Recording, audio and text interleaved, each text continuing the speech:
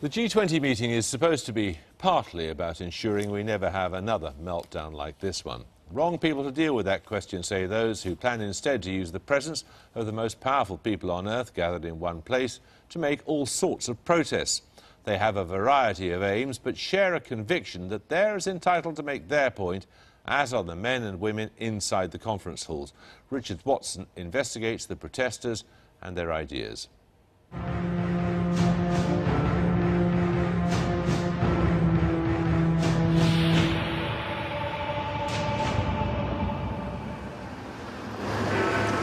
It's just after 10 o'clock in the morning and the head of the Metropolitan Police's security operation has just gone over there into Portcullis House for a meeting with the climate protesters. Today is the day when all the preparations are coming together. After a 45-minute meeting with environmental protesters, the top Met Police team emerged, albeit needing a little help. Commander, can you be sure there won't be any violence tomorrow? It's Richard Watson from BBC Newsnight. Do you think violence can be avoided?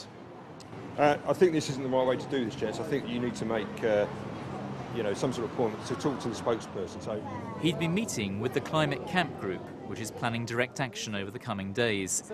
They've been brought together by a Liberal Democrat MP. Well, the Climate Camp was the focus of my meeting, and I was very, very clear in my own mind that the Climate Camp is a peaceful protest. And I think the police now accept that the Climate Camp is a peaceful protest. There weren't any other groups represented there, and I have no information about what they will be doing or saying.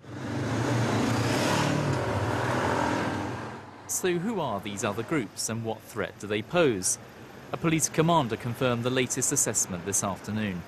What we are looking for is those people to come out and exercise their free democratic right. What we don't want to see is people that want to hijack any of those sort of demonstrations. We're picking up things, as many other people are, on the internet, where some people are talking about actually coming to London to commit acts of crime and disorder.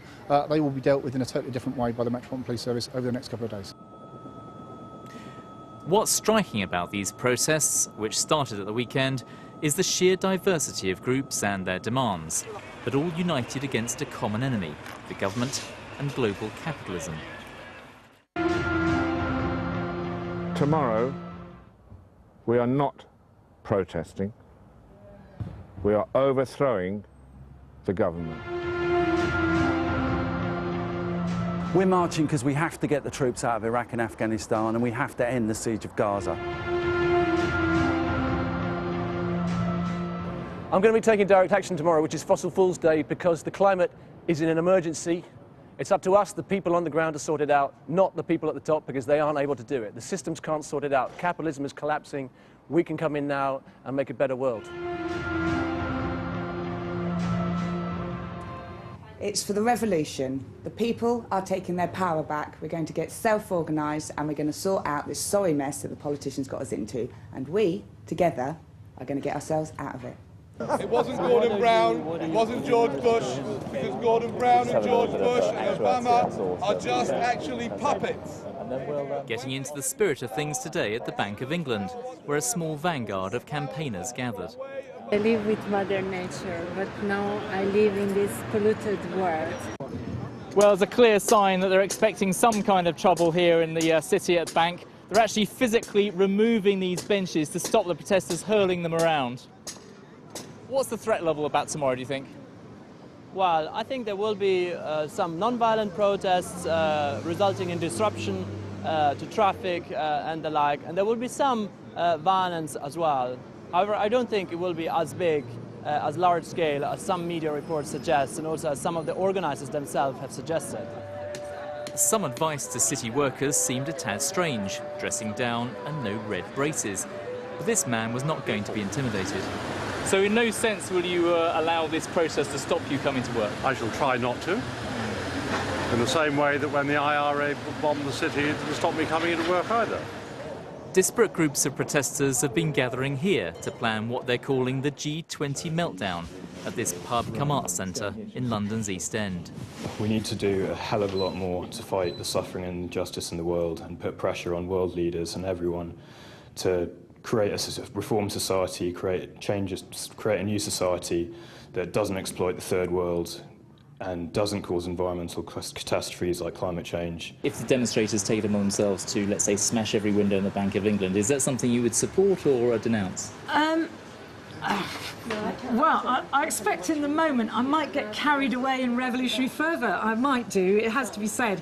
What my dream is, we have some rainforest polyphonic singing, but where I would like to hear that singing would be inside the bank vaults at the Bank of England. A security source told Newsnight that anarchists from Europe pose the biggest threat if they join the demonstrators. This British university professor may be playing the fool, but he's considered dangerous over here and has been suspended for wearing an Eat the Bankers placard. Apparently they don't have a sense of humour. They seem to have imagined that Chris Knight, when he's feeling a bit peckish and could just get a sandwich from the nearest sandwich bar, instead grabs the nearest banker and begins to munch his legs.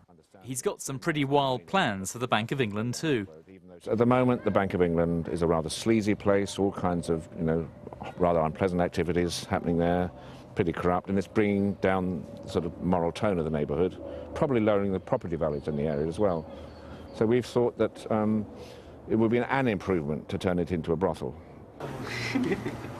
Far-fetched for sure, but the police at the control centre in South London will be carefully monitoring any signs of protesters attempting to break into buildings, which has been flagged on the internet. Richard Watson will be returning to the G20 throughout the week on Newsnight.